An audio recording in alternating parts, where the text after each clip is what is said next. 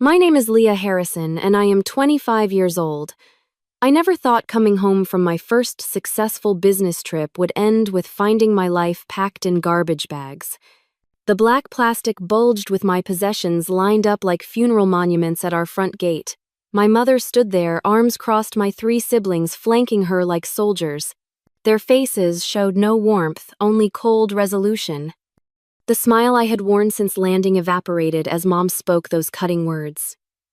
"You are 25 now. It is time for you to get out." Before I continue this story, let me know where you are watching from. Hit like and subscribe to join me on this journey of family betrayal and unexpected strength. Growing up as the youngest of 4 children in our suburban Chicago home was never easy. My father passed away when I was just 7 years old, leaving my mother Sandra to raise us alone. My oldest brother Jackson was already 18, then my sister Natalie was 16, and my brother Kevin was 14. While they had years of memories with Dad, I barely remembered his face without looking at photographs. After Dad died, Mom changed. The warm, laughing woman from my earliest memories hardened into someone who measured love by achievement and obedience. She worked 2 jobs to keep us afloat and reminded us daily of her sacrifices. "I gave up everything for you kids," became her mantra, usually followed by "the least you could do is." As the baby of the family, I received both the benefits and burdens of being last. Mom was financially more stable by the time I needed braces or college tuition, but the emotional toll of single parenthood had worn her down. She controlled every aspect of my life with iron determination, from my friends to my major in college. My siblings had all followed the paths she approved. Jackson became a surgeon, Natalie a corporate attorney, and Kevin a successful engineer. They married people, Mom bought homes in neighborhoods she approved of, and had children on the schedule she thought appropriate. They were her success stories, proof of her excellent parenting. Then there was me. I studied marketing instead of medicine or law, took a job at a startup rather than an established firm, and remained stubbornly single at 25. While I was not rebellious by most standards in our family, I was the black sheep. "When will you get a real job?" Mom would ask over Sunday dinner. Natalie was already making 6 figures at your age. Despite these tensions, I had chosen to live at home after college graduation. The decision was practical at first. My entry-level marketing position paid modestly, and Chicago housing prices were astronomical. Living with Mom allowed me to build savings and pay down my student loans more quickly. "You can stay as long as you need," Mom had said when I first moved back. "Family supports family." But her support came with conditions mostly unspoken but ever-present. I paid rent, contributed to groceries, and handled most household chores. I drove her to appointments, helped with technology problems, and listened to hours of complaints about neighbors, coworkers, and occasionally my siblings, though never when they were present. The dynamic with my siblings was equally complicated. To them, I was still the baby, someone whose opinions carried less weight. When family disagreements arose, they formed a united front with Mom, dismissing my perspective as immature or uninformed. "You will understand when you have more life experience," Jackson would say, despite the fact that I had lived on my own through 4 years of college and traveled internationally, experiences he had never had. The tension between independence and family obligation grew as I approached my mid-20s. Friends my age were living in apartments with roommates, dating freely, staying out late without texts, demanding their whereabouts. I envied their freedom but felt trapped by both financial reality and familial duty. Then came the opportunity that I thought might change everything. Our marketing firm landed a major client, and as the team member with the freshest ideas, I was chosen to present our campaign in New York. It was my first business trip, my first solo presentation to a major client, and potentially my first big career break. The presentation was scheduled for a Thursday with meetings extending through Friday afternoon. I had spent weeks preparing, rehearsing until I could recite the pitch in my sleep. The night before my flight, Mom had seemed distracted during dinner, barely acknowledging my nervous excitement. "I will be back late Friday night," I reminded her as I washed dishes. "Fine," she said, not looking up from her phone. Jackson and Natalie are coming over on Saturday with the kids. Make sure you are here to help. I promised I would be swallowing my disappointment at her lack of enthusiasm. In my heart, I had hoped this professional milestone would finally earn her approval. If I could prove my career path was viable, perhaps she would see me as an adult rather than a disappointing child. The New York presentation had exceeded all expectations. The clients loved our campaign, asking for only minor adjustments before approving the 7-figure budget. My boss had taken me to dinner afterward, discussing a potential promotion and raise if the project launched successfully. "You have real talent, Leah," he said. "I see a bright future for you with us." Those words had warmed me more than the expensive wine we shared. For once, someone saw my potential rather than my shortcomings. I purchased small gifts for everyone during my limited free time, choosing a silk scarf for Mom craft beers for my brothers and a designer pen for my sister. Small tokens of success, peace offerings I hoped would bridge the gap between us. On the flight home, I imagined sharing my triumph at the family gathering the next day. Perhaps Jackson would finally stop asking when I planned to get a stable job. Maybe Natalie would cease forwarding me job postings for administrative positions at her law firm. Possibly Kevin would quit, suggesting I pursue a master's degree to catch up to my peers. Above all, I fantasized about Mom's reaction. In my daydream, she smiled with pride, telling her friends about my accomplishment, finally seeing that I was making my own way just on a different path than my siblings. Little did I know that my fantasy of family validation would shatter within minutes of my return, replaced by a nightmare I could never have anticipated. The Chicago afternoon greeted me with perfect spring weather as my rideshare pulled away from O'Hare International Airport.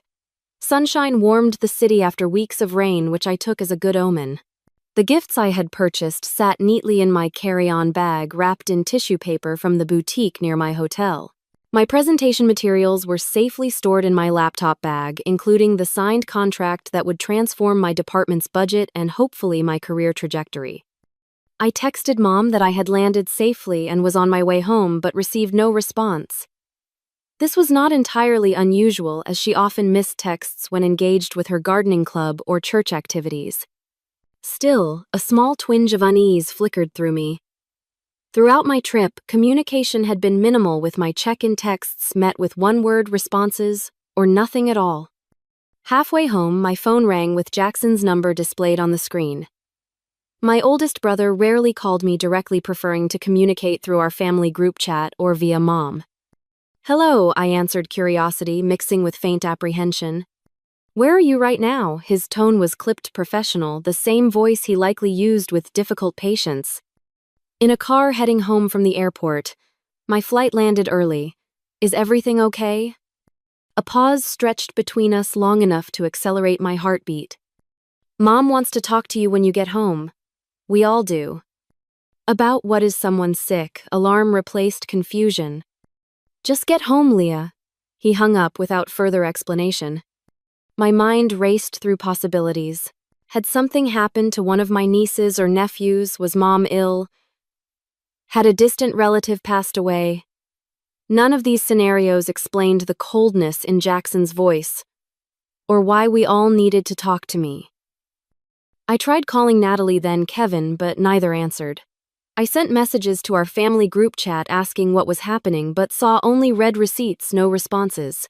My mother's last message to me, sent the previous evening, now seemed ominous in retrospect. "We need to discuss some changes when you return." The driver noticed my agitation. "Everything all right, miss?" "Just family stuff," I replied, attempting a smile that felt more like a grimace. As we turned onto my street, the peaceful neighborhood seemed unchanged. Children played in front yards, couples walked dogs, and retirees tended to spring gardens. Our modest 2-story home came into view, the blue siding and white trim as familiar as my own reflection. Then I saw them. Black garbage bags, at least a dozen, lined the driveway near the front gate. 4 figures stood in the yard, their postures stiff and confrontational. I recognized them immediately. Mom in her gardening apron, Jackson in his casual weekend clothes. Natalie in one of her impeccable business casual outfits, despite it being Saturday, and Kevin in the university sweatshirt he favored on days off. "You can stop here," I told the driver, my voice distant to my own ears. I paid quickly, gathered my luggage, and stepped out onto the sidewalk. The driver pulled away, leaving me exposed before my family's unified front. None of them moved to help with my bags. None of them smiled in greeting. "What is going on?" I asked, approaching slowly. "What are all these bags?" Mom stepped forward, her mouth set in a thin line. "Your things are packed. It is time for you to find your own place." The world tilted beneath my feet. Why we never discussed this. "You are 25 years old," she continued, as if I had not spoken. "All your siblings were on their own by 23. You have overstayed your welcome." Jackson nodded in agreement. "It is time you learned responsibility." The irony of his statement might have made me laugh in different circumstances. I had been paying rent, handling household chores, working full-time, and advancing my career. By any reasonable definition, I was already responsible. "This is insane," I said, looking from face to face, searching for any sign of warmth or explanation. "I just got back from a business trip. I have nowhere to go." "You should have planned better," Natalie interjected, checking her watch as if my homelessness was making her late for an appointment. "We all managed to find apartments right after college." With parental co-signing and down payment assistance, I reminded her, anger beginning to cut through my shock. "And significantly higher starting salaries in established professions." "Excuses," Kevin said, shaking his head. "You have had 3 years to figure this out." I turned to Mom, hoping to find some explanation in her expression. "Why now? Why today, without any warning?" "I have been hinting for months that you should move on," she replied. "You chose not to listen." Hinting is not the same as giving notice. My voice rose despite my efforts to remain calm. Normal people discuss major decisions. They do not pack someone's belongings while they are away and ambush them upon return. "Do not raise your voice to your mother," Jackson warned, stepping closer. The absurdity of the situation struck me all at once. I was being lectured about respect while being treated with absolute disrespect. My family had waited until I was out of town to pack my possessions in garbage bags and evict me without warning or discussion. "What is this really about?" I asked, suddenly remembering conversations overheard between Mom and Natalie about property values in our neighborhood. "Are you selling the house?" A flicker of surprise crossed my mother's face before she composed herself. "My financial decisions are none of your concern. They are if they involve making me homeless with no notice." "You are not homeless," Natalie said with exaggerated patience. "You have a job. Get an apartment like everyone else." Without references, without time to save for a security deposit, without warning, I looked at each of them in turn. "Do you hear yourselves? Who treats family this way?" "We are doing this for your own good," Mom insisted. "You need to stand on your own 2 feet. By cutting them out from under me," I countered. A neighbor walking his dog slowed as he passed, openly staring at our confrontation. My humiliation deepened at having this family betrayal witnessed by others. "This is ridiculous," I said, lowering my voice.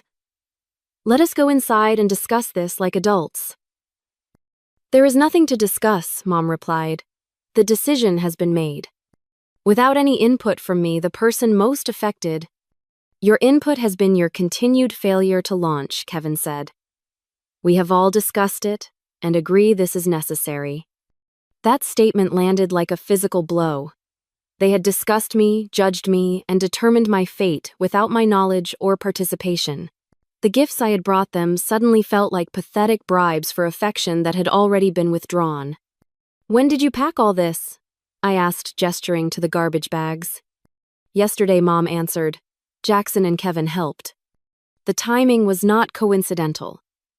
They had deliberately waited until I was away, unable to defend my space or my position in the family. "And what am I supposed to do now? Where am I supposed to go tonight?" "You should have friends you can stay with," Natalie suggested, though her tone implied doubt that I had any. "Or get a hotel," Jackson added. You just got back from New York. Surely you can afford a room for a few nights. They did not know that the company had paid for my New York accommodations, or that my modest savings were earmarked for eventual moving costs that I had planned to discuss with Mom when the time was right. Can I at least come inside and sort through these bags? I doubt you knew what was important when you packed. Everything is there, Mom said firmly. Your room has been cleared. The finality of her statement made my stomach clench. They had erased me from the house while I was gone, as if I had never belonged there at all. White-hot anger surged through me, temporarily burning away the shock and hurt. 25 years of feeling less than of trying to earn approval that never came of walking on eggshells in my own home, all culminated in this moment of utter betrayal. How dare you, I said, my voice low and trembling. How dare all of you stand there acting righteous while doing something so cruel? Dramatic as always, Natalie muttered. Dramatic. I laughed without humor. You ambush me after a business trip. Throw my possessions in garbage bags and tell me I am homeless effective immediately. But I am the dramatic one. We knew you would react this way, Jackson said. This is why we did it while you were gone. You mean why you waited until I was not here to defend myself? That is not responsible adult behavior. That is cowardly. Mom's face flushed with anger. Do not speak to us that way, after everything I have done for you. What exactly have you done for me lately? Mom charged me rent, made me handle most household chores, criticized my career choices, compared me unfavorably to my siblings at every opportunity. You ungrateful little, she began. Ungrateful, I cut her off. I have been nothing but grateful. I have thanked you, helped you, supported you emotionally and financially. I have swallowed every criticism, endured every comparison, and still showed up with love and respect. The facade of family unity began to crack as my mother turned to Jackson. I told you she would make this difficult. Make what difficult exactly? I pressed. Why now? Why the urgency? Why the garbage bags instead of proper boxes? Why the audience? I gestured to my siblings. Kevin shifted uncomfortably, the first sign that perhaps he was not fully committed to this plan. Mom is selling the house, he admitted. Kevin, Natalie hissed. She deserves to know, he replied. The truth emerged in fragments as they argued among themselves. Mom had received an offer on the house significantly above market value. The buyers wanted immediate occupancy. Rather than discussing this with me, she had decided with my siblings that my portion of any inheritance or proceeds would be reduced to compensate for my extended stay at home. So this is about money, I said, the pieces falling into place. You are pushing me out to sell the house and you do not want me to have a claim on my share. You have not contributed to the mortgage, Natalie argued. I have paid rent for 3 years, I countered. Where did that money go if not toward household expenses? Your rent barely covered your food and utilities, Mom dismissed. And what about Dad's will? I asked. He left the house to all of us. I may have been young when he died, but I remember the lawyer explaining that. Uncomfortable glances passed between them. They had hoped I would not remember or would not assert my legal rights. You would sue your own mother, Jackson asked incredulously. You would disinherit your own daughter, I fired back.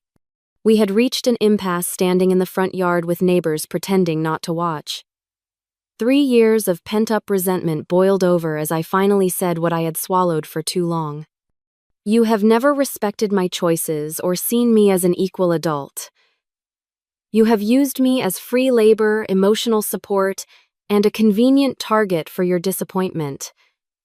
And now you discard me when it is financially convenient. No one denied these accusations. Their silence confirmed every insecurity I had harbored about my place in the family. In that moment of clarity, I made a decision that would alter the course of my life. I walked to my car, which thankfully had been parked on the street during my trip, and opened the trunk. What are you doing? Mom demanded. Leaving, I replied simply. Is that not what you want? One by one, I loaded the garbage bags into my car, grateful that I drove a hatchback with folding rear seats. The bags contained my entire life: clothes, books, electronics, mementos, things packed without care or concern for their significance. When the car was full, I turned to face them one last time. They stood together, a unit from which I had always been subtly excluded. "You know, I just landed the biggest client in our firm's history. I was about to get promoted. I brought gifts for all of you to celebrate." I laughed softly at my own naivety. "I actually thought you would be proud of me." "Leah." Kevin began, a hint of regret in his voice. "No," I cut him off. "You have all made your position clear.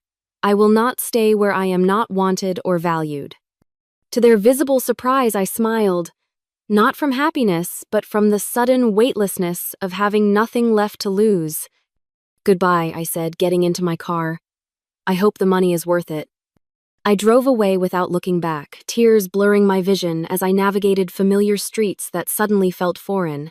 My phone began buzzing with messages, likely my family realizing the implications of their actions, but I ignored them.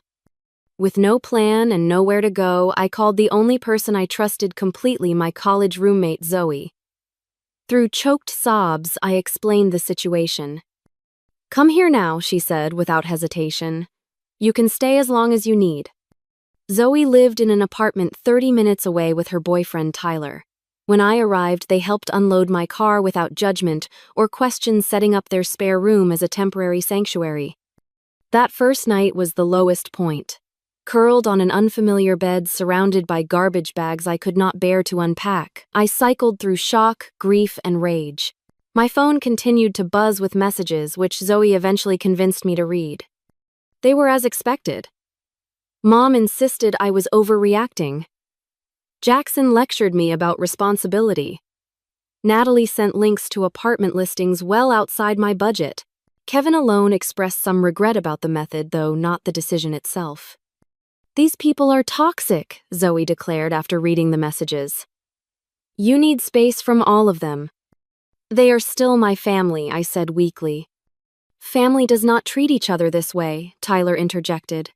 "What they did was emotional abuse." Though the term felt extreme in the moment, the validation from outside perspectives helped me see the situation more clearly. What had happened was not normal. It was not my fault. And perhaps most importantly, I did not have to accept it. That night, I made two decisions. I would build a new life entirely independent from my family, and I would never again measure my worth through their approval. As I finally drifted to sleep in the early hours of morning, a strange sense of possibility flickered beneath the pain. For the first time in my adult life, I was truly free to define myself on my own terms. The first week after being forced out was a blur of practical challenges. Zoe and Tyler insisted I stay as long as needed, but I knew their one-bedroom apartment was too small for 3 adults long-term. Their generosity bought me time to find alternative housing without rushing into a bad situation. During lunch breaks at work, I scoured apartment listings, quickly discovering that Chicago's rental market was even more competitive than I had feared. Most places required proof of income 3 times the monthly rent, perfect credit first and last month's rent, plus security deposit and landlord references I did not have. My modest savings, which had seemed substantial when living at home, barely covered the upfront costs of securing housing. After 10 days of searching, I found a tiny studio apartment in a less desirable neighborhood with a landlord willing to accept a larger security deposit in lieu of rental history.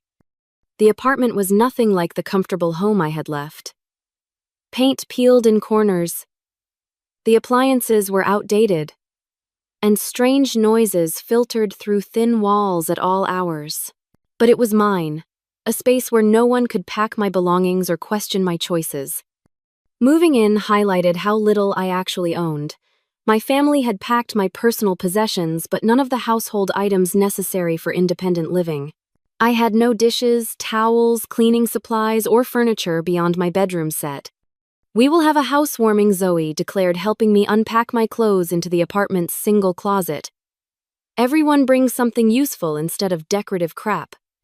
True to her word, she organized a small gathering of college friends and work acquaintances. They arrived bearing second-hand furniture, kitchen essentials, and home goods. By evening's end, my apartment had transformed from an empty shell into a basic but functional living space. It is not much, I apologized as we sat on mismatched chairs eating pizza off paper plates. It is a beginning, my friend Amber corrected. And you did it without their help. Financial reality hit hard that first month. After paying rent, utilities, grocery bills, and transportation costs, my previously adequate salary left almost nothing for savings or emergencies. I created spreadsheets tracking every expense meal planned meticulously, and learned which grocery stores offered the best prices on essentials. Work became my anchor and salvation. The Monday after being forced out, I arrived early at the office, threw myself into finalizing the New York client's campaign, and channeled all my emotional turmoil into creative energy. My boss noticed. "You have been putting in serious hours," he commented 2 weeks later. "The New York presentation was excellent, and your follow-up has been impeccable." "Thank you," I replied, simply not mentioning the personal chaos behind my professional dedication. "We are restructuring the team," he continued. "I would like you to lead the digital marketing division. It comes with a 15% raise and more responsibility. The promotion could not have come at a better time. The additional income would not make me wealthy, but it would ease the constant financial anxiety of solo living. More importantly, it validated my career path, the very one my family had dismissed as inadequate. While my professional life flourished, I struggled emotionally. Nightmares about homelessness disrupted my sleep. Unexpected sounds in my new building triggered panic responses. Trust issues colored my interactions with coworkers and friends. "You should talk to someone professional," Zoe suggested during one of our weekly coffee meetups. "Therapy is expensive," I countered. "So is the emotional toll of trauma," she replied. "Your new job has health insurance, right?" She helped me navigate the insurance portal to find therapists who accepted my coverage. The woman I ultimately chose specialized in family estrangement and adult children of controlling parents. Our first session opened floodgates I had not realized were holding back an ocean of hurt. "What your family did was not normal or acceptable," my therapist affirmed. "Evicting someone without notice is legally questionable, even with family. Doing it while you were away shows premeditation and a fundamental lack of respect." Weekly therapy sessions helped me recognize patterns of emotional manipulation that had defined my family relationships. I learned about concepts like scapegoating golden children and conditional love. Slowly, I began rebuilding my sense of self-worth separate from family approval. Practical skills became another focus of my new independence. I had never needed to handle certain aspects of adult life while living at home. Now I taught myself basic plumbing, how to jumpstart a car, simple cooking techniques, and home repairs. Each new skill felt like a tiny victory proof that I could survive and even thrive on my own. 3 months after moving out, I encountered my brother Kevin at a coffee shop downtown. The meeting was accidental, uncomfortable, and revealing. "You look good," he said awkwardly after we had both frozen in recognition. "How are you?" "I am doing well," I replied truthfully. "Working a lot. I got promoted." "That is great." He hesitated. "Mom has been asking about you. Has she strange way of showing concern, cutting off all contact?" "You cut off contact," he corrected. "You stopped answering messages." After being thrown out with no notice, yes, I did. We stood in uncomfortable silence, holding coffee cups like shields. "She wants you to come to Sunday dinner," he finally said, "to talk things through." "On what terms?" "What do you mean? Does she acknowledge what she did was wrong? Is she apologizing? Or does she expect me to pretend nothing happened and resume the same dysfunctional relationship?" His expression answered my questions. There would be no acknowledgement, no apology, no change. "I cannot do that, Kevin. I am not the same person who left 3 months ago." "She is still your mother," he insisted. Yes, I agreed. And I am still her daughter. That did not stop her from treating me like I meant nothing. As we parted ways, he seemed troubled, perhaps seeing our family dynamic from a new perspective. That brief encounter strengthened my resolve to maintain boundaries, even as it reopened barely healed wounds. The path forward was neither straight nor easy. Some days I felt empowered by my independence. Others I crumbled under the weight of estrangement from my only family. But slowly, deliberately, I built a life that belonged wholly to me, furnished with my choices and governed by my values. It was not the life I had imagined, but it was becoming one I could be proud of. As 3 months stretched into 4 and then 5, a remarkable transformation began to take place. The constant anxiety that had characterized my first weeks of independence gradually subsided, replaced by growing confidence in my ability to handle whatever challenges arose. My promotion proved to be a turning point professionally. Leading the digital marketing division meant higher visibility within the company and direct client contact. I assembled a small but effective team, implemented new analytics strategies, and delivered consistent results that impressed both clients and executives. Your campaign increased engagement by 40%, our CEO noted during a quarterly review. That is impressive work, Leah. The acknowledgement delivered in front of the entire leadership team felt more validating than any family approval I had ever sought. My colleagues saw my value without the distorting lens of family history or comparison. With financial stability came practical improvements. I traded my unreliable used car for a newer model with a warranty.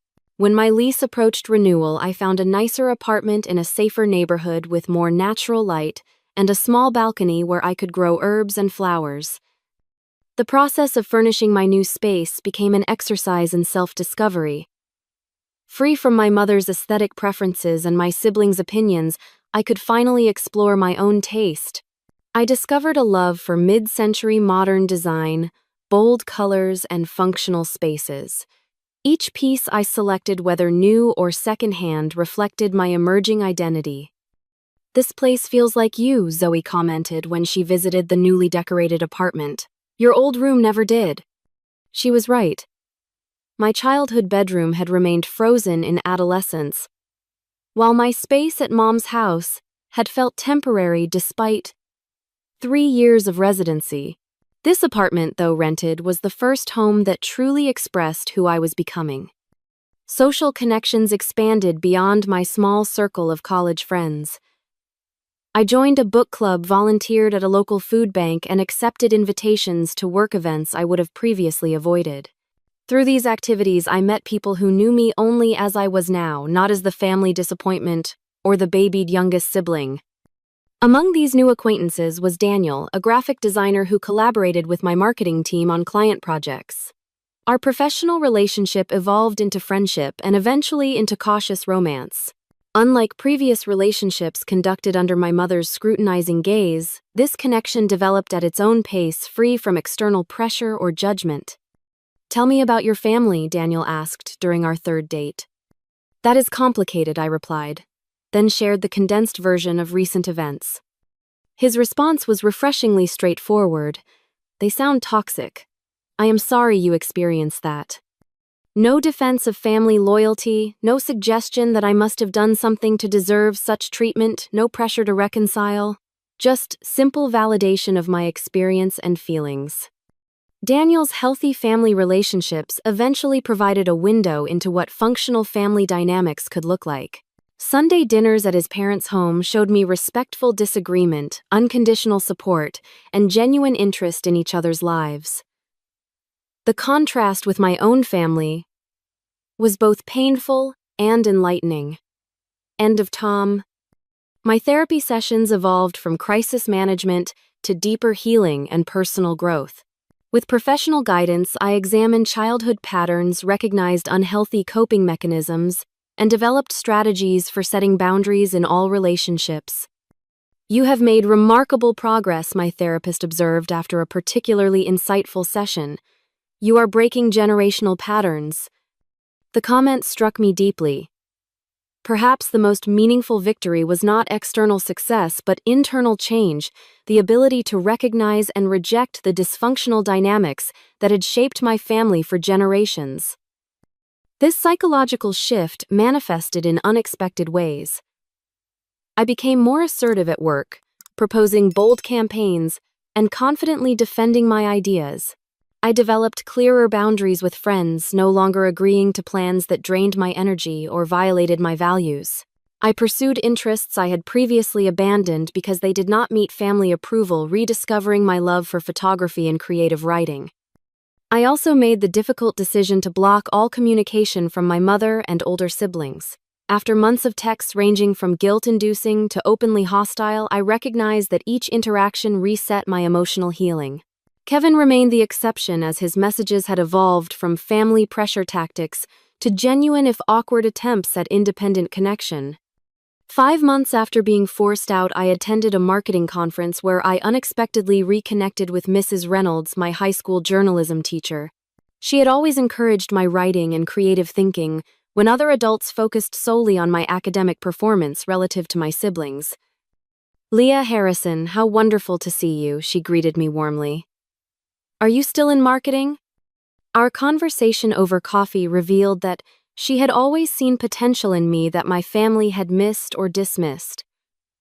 Her belief in my abilities had been genuine rather than conditional, a rare experience in my formative years. "You always had a unique perspective," she told me. "I am not surprised you have found success on your own terms." That chance meeting inspired me to reach out to others who might be experiencing family alienation or struggling with independence. I started a blog sharing practical advice for young adults establishing themselves without family support, covering topics from budgeting to emotional resilience. The blog connected me to an online community of people with similar experiences. Comments and messages poured in from readers who found validation in my story and hope in my progress. What began as personal catharsis evolved into a meaningful platform for mutual support and practical guidance. "Your post about holiday coping strategies literally got me through Christmas," one reader wrote. "For the first time, I did not feel guilty about protecting my peace." Through helping others, I continued my own healing. The blog created space to process my experiences, through writing transformed painful memories into useful lessons, and surrounded me with a community who understood without explanation. As the 6-month mark of my forced independence approached, I realized that the family who had discarded me had unintentionally given me the greatest gift: the opportunity to discover my strength, reshape my identity, and build a life aligned with my authentic self. The journey had been painful, but the destination was proving worth every difficult step. Exactly 6 months after finding my belongings in garbage bags, my phone began buzzing with notifications. Messages from my mother flooded in, first 1, then 5, then dozens more throughout the day. By evening, I had received exactly 60 texts from her, ranging from accusations to pleas. "Where are you? Why won't you answer? After everything I've done for you, I need to talk to you. This is an emergency. Please call me." The final message, sent at 11:30 p.m., struck a different tone. "I made a mistake. I need your help." Against my therapist's advice and my own better judgment, I read them all. Something had clearly happened, something significant enough to break through my mother's pride and denial. Despite everything, concern flickered beneath my carefully constructed defenses. I called Kevin the next morning, choosing the sibling who had shown at least minimal regret about how events had unfolded. "What is going on with Mom?" I asked when he answered. His heavy sigh carried through the phone. "She lost everything." The story emerged in fragments, each more unbelievable than the last. Mom had indeed sold the family home, receiving a substantial sum that should have secured her retirement. Instead of investing wisely, she had entrusted the entire amount to a financial advisor introduced by a church acquaintance. "It was a scam," Kevin explained. "The guy disappeared with her money and at least 10 other victims' savings." "That is terrible," I said, genuinely sympathetic despite our history. "But why contact me now? Where are Jackson and Natalie?" Another pause. "They are not speaking to her." "What, why?" "She promised each of us a portion of the house proceeds. Jackson already put a deposit on a vacation property based on that promise. Natalie had planned a home renovation. And you?" "I was more cautious," he admitted. "But I am still angry. She made decisions without consulting any of us, then lost everything. The irony was not lost on me. My mother had excluded me from decisions about my own living situation, and now felt the sting of similar treatment from her other children. There is more, Kevin continued reluctantly. She has nowhere to live. The new owners took possession of the house last week. She has been staying in a motel, but her funds are running out. Where does she expect to go? She mentioned your new apartment. A cold wave of disbelief washed over me. After throwing me out without notice, my mother's plan was to move in with me. The audacity was breathtaking. That is not happening, I said firmly. I know, Kevin agreed, surprising me. That would be unreasonable after everything. But she needs something, Leah. She is still our mother. The situation forced me to confront complex questions about obligation, forgiveness, and boundaries. What did I owe the woman who had raised me but also betrayed me? Could I help without sacrificing the healthy independence I had built? Was it possible to show compassion without enabling toxic patterns? After consulting with my therapist, I agreed to meet my mother at a coffee shop, a neutral location where I could leave if necessary. Daniel offered to wait nearby, providing both moral support and an escape plan if things became too intense. My mother looked diminished when she arrived, her confident posture replaced by a nervous hunch. The designer clothes and perfect makeup that had been her uniform were exchanged for casual wear and minimal cosmetics. She had aged years in months. Thank you for coming, she began, hands clutching her coffee cup. I did not think you would. I almost did not, I replied honestly. We sat in uncomfortable silence, the weight of our history pressing down between us. I lost everything, she finally said. The house, the money, everything. Kevin told me, Jackson and Natalie will not speak to me. They say I betrayed them. I nodded, acknowledging her pain without accepting responsibility for it. I need help, Leah. Her voice cracked. I have nowhere to go. The request hung in the air, unspoken but clear. She expected me, the child she had discarded, to rescue her. 6 months earlier, I might have agreed, immediately desperate for her approval and a chance to prove my worth. Now I saw the situation with painful clarity. Do you understand what you did to me? I asked quietly. She blinked, clearly unprepared for this response. I was trying to help you become independent. By throwing me out without warning, by packing my things in garbage bags while I was away, by ambushing me with the entire family as witnesses to my humiliation. I may have handled it poorly, she conceded, but my intentions were good. Your intentions? I laughed without humor. You sold the house without telling me. You planned to reduce my inheritance. You treated me like an inconvenience rather than your daughter. Tears filled her eyes. I made mistakes. Yes, I agreed. You did. And now you are facing consequences just as I had to face the consequences of your actions 6 months ago. So you will not help me, indignation crept into her tone. After everything I sacrificed raising you? I did not say that I corrected her. I am willing to help, but on my terms, not yours. I outlined the boundaries I had carefully considered with my therapist's guidance. I would help her find affordable senior housing and contribute a modest monthly amount toward her expenses.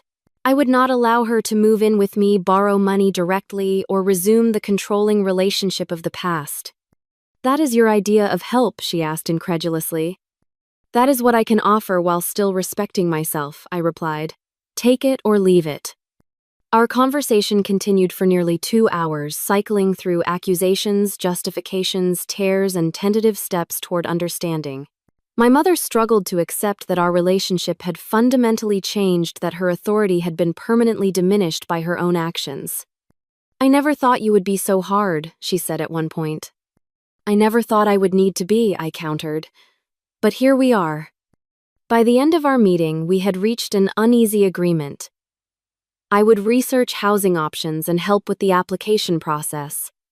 She would attend family therapy sessions with me as a condition of ongoing support. Neither of us was entirely satisfied, but it was a starting point that maintained my boundaries while acknowledging our connection. As we prepared to leave, she asked the question that revealed how little she had understood my journey. When will things go back to normal between us? I looked at her directly with compassion but unwavering honesty. They will not. That version of our relationship is gone. We might build something new, something healthier, but we cannot go backward. Her face fell, the reality of permanent change finally sinking in. In that moment, I felt an unexpected shift within myself. The anger that had fueled me for months did not disappear, but it loosened its grip on my heart. I could see my mother not as the all-powerful figure of my childhood, but as a flawed human whose poor choices had cost her dearly. That recognition did not excuse her actions or erase the harm she had caused. It simply allowed me to respond from a place of strength rather than reactive pain. I could offer appropriate help without sacrificing the healthy life I had built, a balance that would have been impossible 6 months earlier. As I walked away from the coffee shop, Daniel fell into step beside me. "How did it go?" "Exactly as hard as I expected," I replied, "but also necessary." "Are you okay?" I considered the question carefully. "Not yet, but I will be." That evening, I received messages from both Jackson and Natalie for the first time in months. Word of my meeting with Mom had spread along with my limited offer of assistance. Their texts contained no apologies for their role in my eviction, only thinly veiled attempts to gauge my mother's financial situation and my involvement in it. I left both messages unanswered, recognizing them as continuations of unhealthy patterns rather than genuine attempts at reconciliation. Some relationships could potentially heal with time and effort. Others might need to remain distant for my well-being. Learning to distinguish between them was part of my ongoing growth. The family crisis that had prompted 60 desperate messages had not provided a Hollywood reconciliation or neat resolution. Instead, it had offered something more valuable: confirmation that the boundaries I had established were necessary and the independent life I had built was worth protecting. In the weeks following our coffee shop confrontation, I helped my mother navigate the complex process of finding affordable senior housing. The assistance I provided was practical rather than financial, researching options, explaining application requirements, and occasionally driving her to appointments. Pine Meadows, the facility she eventually moved into, offered independent living apartments with optional supportive services. The modest studio unit was a significant downgrade from our family home, but it provided security, community, and a fresh start. "It is small," she commented during move-in day, surveying the compact kitchen and living area. "So was my first apartment," I reminded her gently. "You adapt." The parallel was not lost on her. For perhaps the first time, my mother was experiencing the challenges of starting over with limited resources, the very situation she had thrust upon me without warning or preparation. Our relationship remained complicated, but the enforced distance created space for gradual healing. The weekly therapy sessions, which she attended reluctantly at first, became a structured environment to address long-standing patterns and build healthier communication. "I never realized how my own upbringing affected my parenting," she admitted during one particularly breakthrough session. "My mother was even more controlling than I was." Understanding the origins of her behavior did not excuse it, but it provided context that helped me process my childhood experiences. Generational trauma had shaped our family dynamics in ways none of us had recognized or addressed. As promised, I contributed a modest monthly amount toward her expenses, carefully calculated to provide necessary support without sacrificing my own financial security. The arrangement was formalized through our therapist, establishing clear expectations and boundaries on both sides.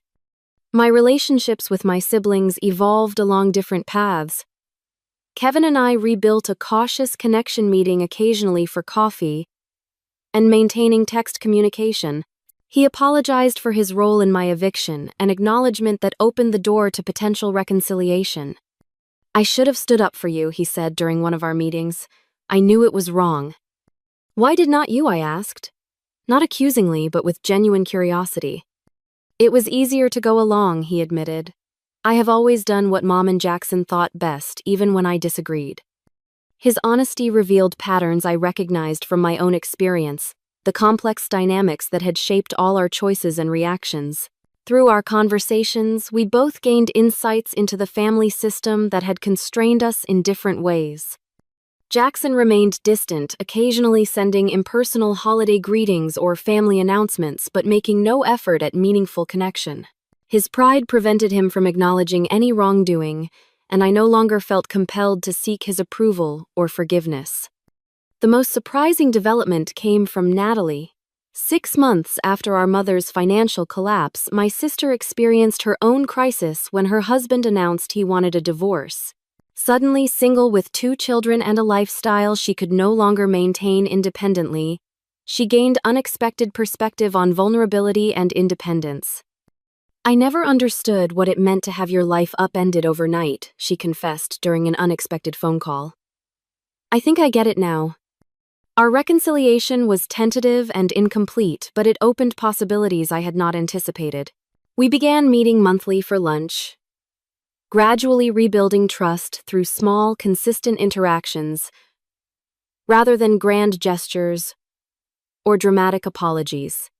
While family relationships slowly evolved, my professional life continued to flourish. 1 year after the promotion that had coincided with my forced independence, I was offered the position of Director of Marketing, overseeing all campaigns and client relationships. The new role came with a substantial salary increase, stock options, and enhanced benefits. For the first time, I felt truly financially secure, capable of building long-term stability rather than merely surviving month to month. With this security came the ability to pursue a dream I had privately harbored but never voiced to my family: homeownership. Working with a realtor, I found a small but charming condo in a diverse neighborhood with a reasonable commute to downtown. The day I received the keys, I stood alone in the empty living room, overwhelmed by the significance of the moment. This space was mine, purchased with my earnings, selected by my preferences, secured by my credit and reputation. No one could pack my belongings or demand I leave. No one could diminish this achievement or take it away. I hosted a housewarming party for the friends who had supported me through the darkest periods of the previous year.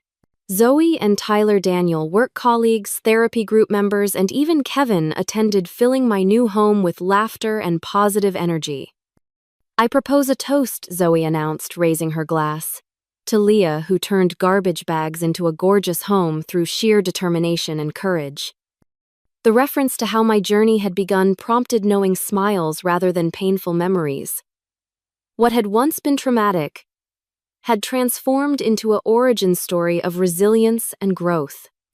As my external circumstances stabilized, I continued the internal work of healing and self-discovery.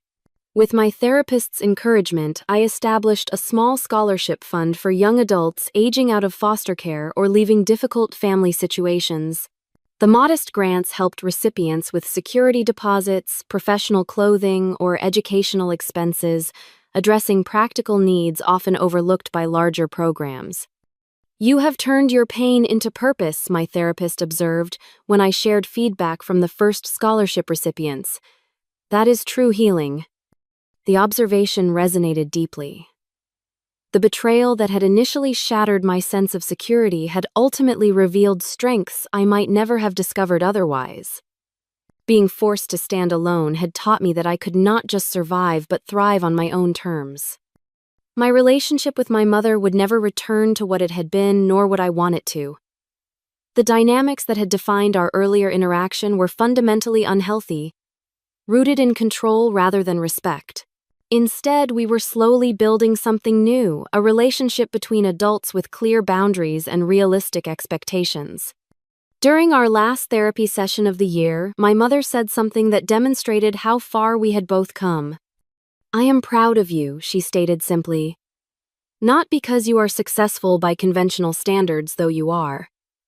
I am proud of who you have become, how you have handled adversity, much of which I caused." The acknowledgement, offered without qualification or comparison to my siblings, was perhaps the most genuine approval she had ever expressed. It mattered to me, but in a different way than it once would have. Her validation was welcome, but no longer necessary for my sense of worth or identity. That evolution represented the most profound lesson of my journey. Love should not require perfect compliance. Achievement should not be a prerequisite for belonging and family connections, while important cannot define our entire sense of self.